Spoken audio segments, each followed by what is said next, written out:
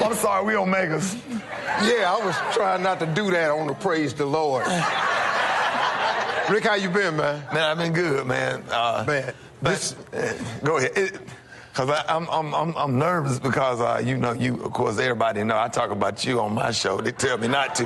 Yeah. You talk about me on your show. And they tell me not, because, you know, we're on competitive markets in a lot, like Dallas, Atlanta. We own in a few cities at the same time. Right. You're not supposed to discuss your competitor in the radio world. But Ricky and I's friendship supersedes all of that. We don't care. Yeah. And this brother comes to my... If somebody's saying something bad about me that's not true, this brother gets on his microphone. Yeah. And on his Twitter, whatever. I'm that first person you was talking about earlier. I hadn't got there yet, so when somebody attack you, I go in for you where you won't have to do it, so I kind of help the Lord. Oh, you help the Lord. See, this is the problem I'm having. Rick, a lot of people don't know this. I met you in like 87, 88. Like 89. It was 89. 80. 80, yeah. 87, 86. Yeah.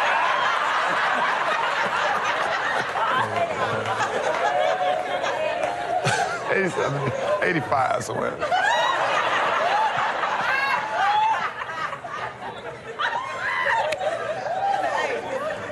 It's Steve, you got to do what he said do. I'm sitting up there, I'm looking at you, I'm tripping, I'm going, you heard what I said? Yeah, right. You know, what you all, we have this TV show on all over the world. Right, exactly. Well, whatever year it was, you had just come out of some pretty traumatic stuff. Oh, yeah, I was a gunshot, a lot of people don't know, I was a gunshot victim. I was almost murdered. Passing out flyers from my little comedy club I had in Birmingham, and I was at a payphone. A guy was at a payphone. I was giving him a flyer, and some guys were coming out to rob him, and they shot me to let him know that they were serious. Yeah,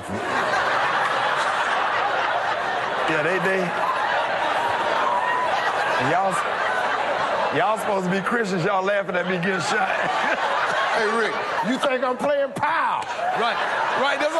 And that's exactly what happened. Like, hey, give me the money. He said, pow. Just point blank range with a sawed off 12 gauge.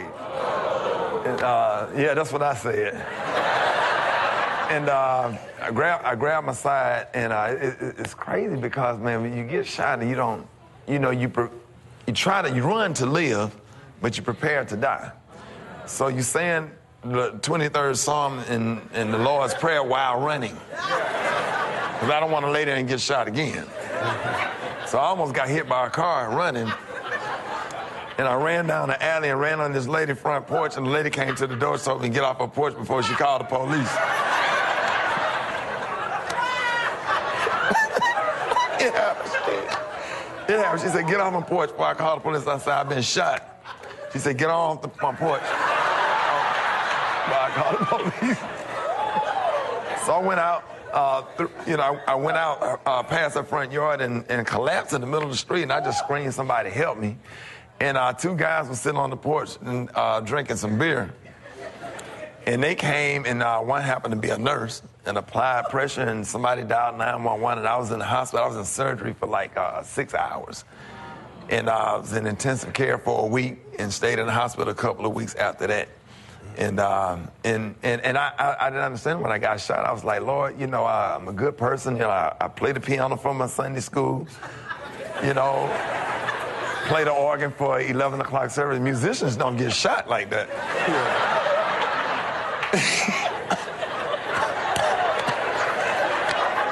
I'm trying to give a Kirk Franklin style testimony. Y'all laughing. Yeah. See, that's what. Because you know what it is, Rick. See, when you're born with this gift, man, what people don't know about it is, it's innate. You know, you can't help it. It's the way you phrase stuff. It's the way you say it. Right. People. No, I'm okay. You know, I'm trying to help them understand. I know you know. And what y'all dealing with is that part of it right there. But Rick, man, was one of them guys who came into the comedy club business and came into the comedy business, and he didn't know how to dress. He had a jogging suit on. Yeah. You know. Can I tell Steve? This is my favorite story to tell. So I'm opening up with Steve. Steve was 30. I'm like 19. Steve was kind of tall, skinny, had a high box fade, and had on a shirt with some polka dots on it. Like, I guess Kwame was hot at the time. Right? I was nice. I was nice. Hey, no, I was but Steve, you got the outfit from Oak Tree. Yeah, I was nice. Oak Tree? Yeah. Remember Oak Tree? Yeah. Oak Tree back in the day. And so I had a brand new Nike jogging suit on, so I thought I was sharp. So he, Steve like, hey, you on the show with Steve Harvey.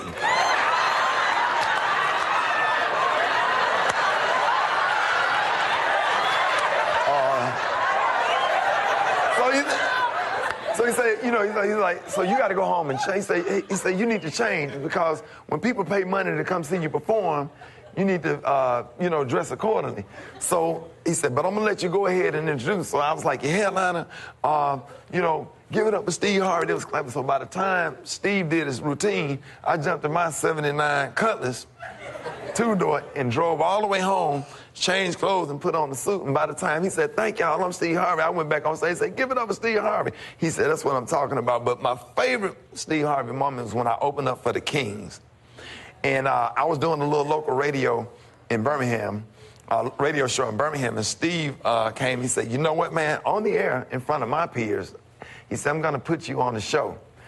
And I was excited, so I drove to Atlanta, picked up my son, and drove all the way back to Birmingham. And when I got through performing, you did something, it was almost like you anointed me in the comedy game. Because when I introduced you in front of my people, Birmingham, Alabama, you brought me back out on stage. He said, ladies and gentlemen, he said, I want to tell y'all something. Y'all need to be proud of this young man because this is the next one. He said, and it meant so much to me. I went backstage. I never told you this. I went backstage and I just cried because nobody has ever did nothing like that for me in front of my peers. Because at the end of the day, I'm going to be buried in Birmingham. My school teachers was in Birmingham. My grandmama, my granddaddy, everybody. Birmingham, Alabama, that's where I'm from. And you made people at home respect me. Wow. And because, and it's funny because, you took me on the road and I had to ride in the limousine with you. Because I opened up for the Kings, so that means you were hosting the show, so I had to go first. So I had to run and jump in. I would always be nervous when you come to the limousine. I tried to stay out your way, try not to bother you. I'm just thankful. And you say, hey, man, stop saying thank you so much. so I would get in the limousine, and I would scoot all the way up by the driver, and I was sitting up there by myself, and I was sitting up there and I see you and your bodyguard, Boomerang, coming to the limousine. I'm like, oh, Jesus, here he come. I just hope I'm dressed right. I hope I don't do nothing wrong. So Steve kind of get in the limousine and kind of give you like, what's up, Rickey Smiley? You ready? You ready? I'm like, yes, sir, I'm ready. I just wanted to, hey, stop thanking me every 5 minutes. So when I got the radio show, man, I really thank you, bro. Because I got the radio show, and both of my grandmothers had passed. And I'm stuck in Birmingham, and I was raised by all of my grandparents, and you called me, you said, hey, man, I'm getting ready to go to the next level in radio. I got an opportunity for you here in Dallas. I said, no, Steve, I can't do that. I just bought a house. He said, yeah, but how you going to pay for it? So I had to get on the plane and fly to Dallas the very next day. And I ended up staying in Dallas. I came back to Birmingham, went back to Birmingham to get some clothes, and drove back to Dallas with half of my stuff and did radio in Dallas, and just the opportunities that you provided. I just tried to be a good student and do everything you told me to do, everything you asked me to do.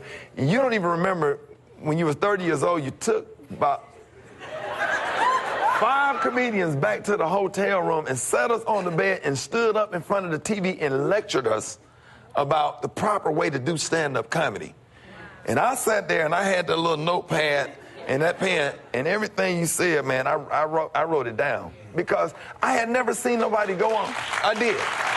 I never seen anybody, you know, and the thing about it is you have to be teachable, you have to be coachable, and you have to listen, because if I want to get to where you are and you've been down that road, you know, I have to, you know, kind of take your advice and do what you asked me to do and just try to be a good student and just try to, because you was giving us guidance and you didn't have to do it. A lot of comedians will come to town, they don't talk to the amateur comedians and all this stuff. Man, you told me to cut my dreads, and I did. You said, hey, man, cut your dreads. I had dreads down here. When I cut my dreads, I started getting endorsements. You know, so I just thank you, man. I thank God, you know, and thank you for the opportunity that you have given so many, Monique and Cedric the Entertainer, and so many people you put on. And people have to understand that nobody on this earth have to do anything for you. And at the end of the day, it's like, and at the end of the day, the phrase is thank you. You know, I never had any expectations on you. You know, sometimes you'll just call out of the blue and say, hey, man, what's up? And it just makes me feel good when you call, but I don't expect you to call. I know you're busy, I'm busy too, but, man, just any little time I get with you, man, it means everything to me, you know? And to be sitting right here, right now, and I'm thinking all the way back when I saw you get off that hotel shuttle to come into the comedy club, perform, and I shook your hand, and when you went on stage, I'll never forget it, you went on stage at Frankie Beverly and Mays, and I never seen black, because I was only performing. Remember, we started, our audience was white. There were no black people in the comedy club. We was performing in front of, the majority of our audience were white people. So that was before Def Comedy Jam and Apollo came out. But you was the first one to bring out the black people.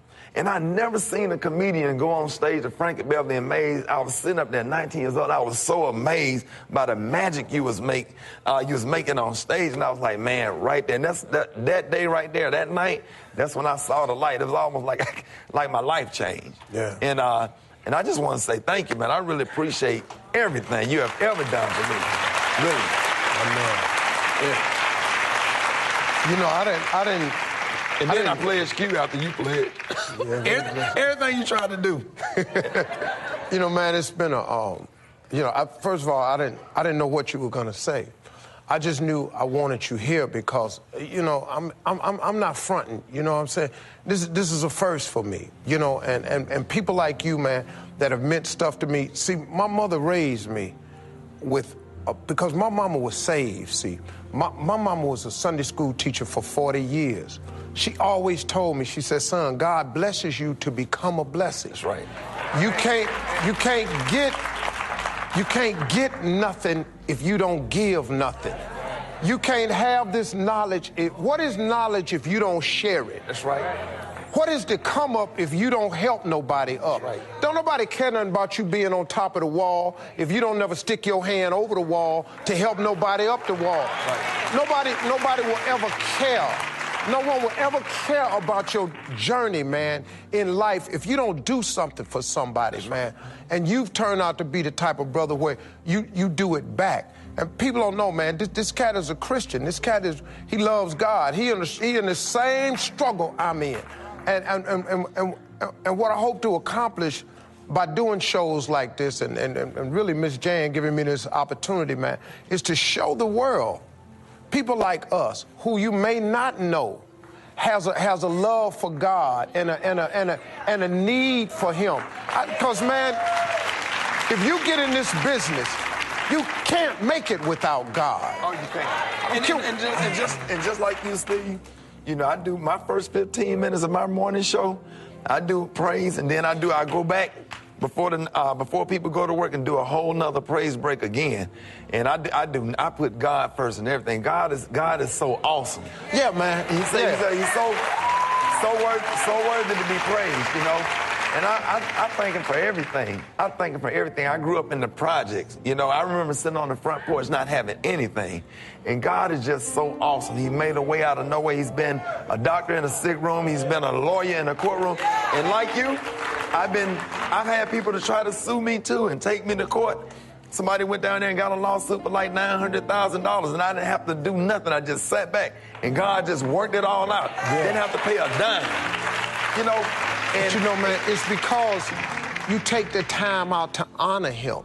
See, we work in a secular world. Yeah. We play secular music. Please understand, that's the drill. That's your check. That's it. Feel how you want to feel about it. That's my check. That's what is check. But in the very beginning, before we start, because they fought us, you know the fight we had. To play a gospel song on a secular station, you have no idea the war you are going to be in. Yeah. But I told them plain and clear, you want me? Here come this gospel song. Because I told God, if you let me make it, I will tell everybody how I got there every chance I get. And it's because of him that you and I are on the radio, that you and I tell jokes, but we have a sense that about God, and we're just trying to share it with people. I'm talking about first off the top. Man, they fought me too because I called you on the phone. He said, hey, I told him, I said, if I can't do my gospel, then you don't have me. You know, so I just kind of the owners called me. Oh, yeah. And said, we're having a problem with Rickey Smiley. I said, well, you had the problem with me. So, I mean, you know what you want me to tell you, but it is that fight that we've won. Right. And what we do is we touch an audience member that may not even go to church. Right. So I'm just outside the box guy. My walk with God ain't finna be like your walk. And I'm cool with that. I ain't got no building. You know, I don't own no walls or nothing like this. I got a microphone.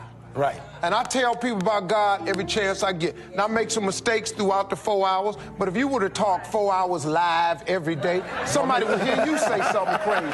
Just take a mic and follow yourself around 4 hours. Some of that stuff come out you ain't gonna want out there either. Well, it get out, and it's all right. And then the next morning, I'm going to start over. I'm going to tell them about God. And when I can get a chance to play a Kirk Franklin song or Mary Mary Jam or Donnie McClurkin or Marvin Sapp, never could have. Man, I can't even. See, you go way back. You go way back. You be playing Albertina Walker. I do. I do. Hey, Mahalia Jackson. But see, I do. See, we do. Yeah. We raised by old people. You know, I play Katie Sankey and Bishop Gilbert Earl Patterson and hey, on my record, we'll be there. Y'all don't know, man, y'all. Hey, see, my audience is a much deeper center. I gotta keep mine more current. I got Marvin, Donnie, Yolanda, Mary. I got to stay right there. But see, I play Albertina Walker and then have to play Waka Flocka, no hands. so I'm going back and then I'm coming way up. See, Ricky's station required that he play hip-hop. Right. I'm adult contemporary. I don't play it, you know. Shirley Caesar, Lil Wayne, you know. It's hard. Yeah, that's hard. Yeah, see, you need that. After you play Lil Wayne, you need Hold My Mule. Hey, y'all, show your love for Rickey Smiley.